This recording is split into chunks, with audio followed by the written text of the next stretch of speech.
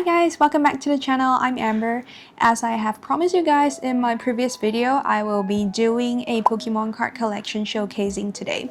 My whole Pokemon card collection actually started only 3 years ago when I first saw this Gogh Pikachu in a card fest in Singapore. I think it was hosted in the National Library at the time. I've actually always been a fan of Impressionist art, Van Gogh, Monet. So when I saw this Gogh Pikachu, it instantly caught my attention. I know I just have to buy it because you can see the way it looks back at you. It feels like it's Van Gogh and Mona Lisa and Pikachu at the same time. It's crazy. So I just absolutely love it. I knew I have to buy it. For this Gogh Pikachu, I actually have a set of them because my boyfriend was also a fan of Van Gogh's art, and then he also likes Pokemon very much. So we decided to make it into a couple set.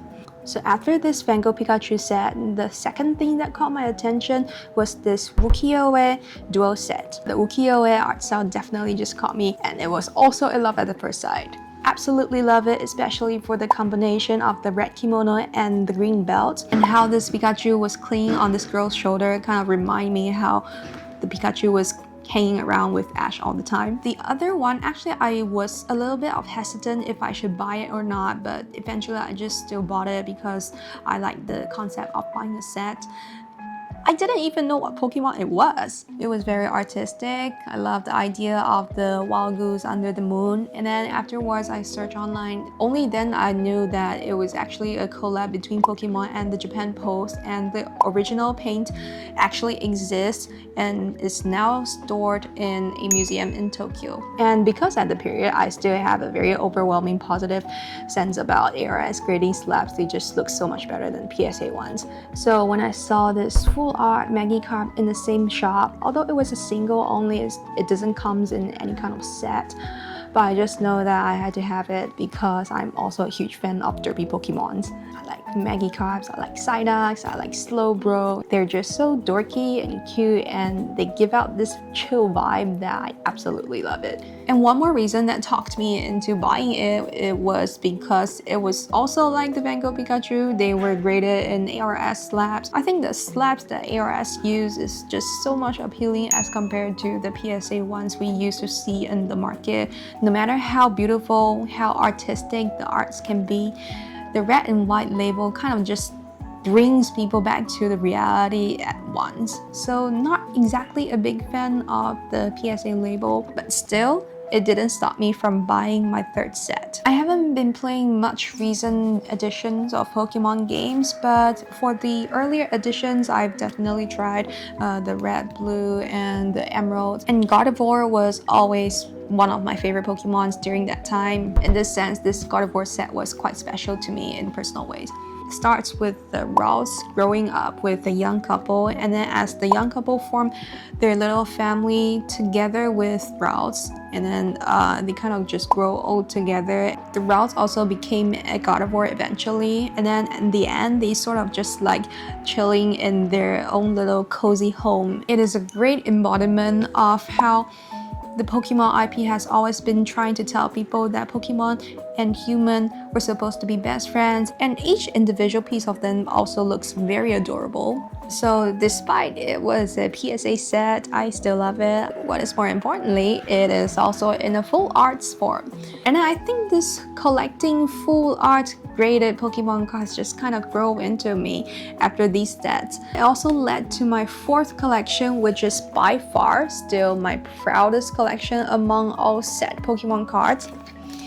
Is this 151. It's a 9-piece set, and each 3 of them has their own individual storylines. I definitely watched a lot of Pokemon animes when I was little, so the Bulbasaur, the Charmander, and the Squirtle definitely resonate a lot with my childhood. The Squirtle, I have to be honest, it didn't speak as much as the other 2 sets to me, but I still like their art forms, and then because it was the OG3 and because Blastoise was also very dearly to use in the game, so it sort of just like fell into my collection of the 9-piece 151 set.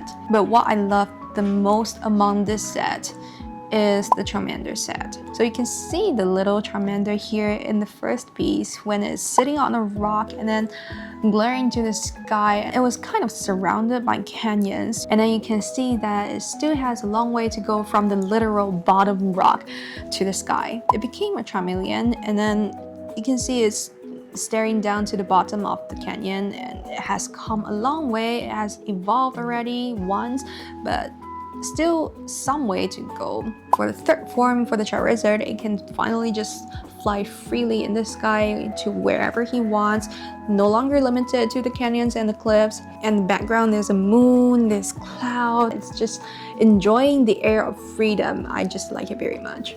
So this was my fourth set, and by far still my largest piece of set Pokemon collections.